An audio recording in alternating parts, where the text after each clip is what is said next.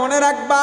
যেই মেয়েটা 16-17 বছর পর্যন্ত মা বাবার আদরে বড় হয়েছে, বাড়ির মধ্যে মা কাজ করতে দেন নাই,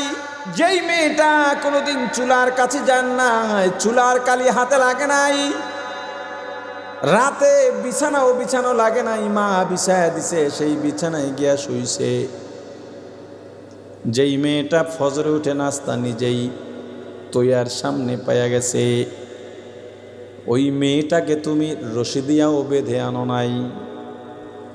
বন্দুক ধরে পিস্তল ধরেও আনো নাই, মামলা করেও আনো নাই, শুধুমাত্র কালেমার অদৃশ্য বন্ধন,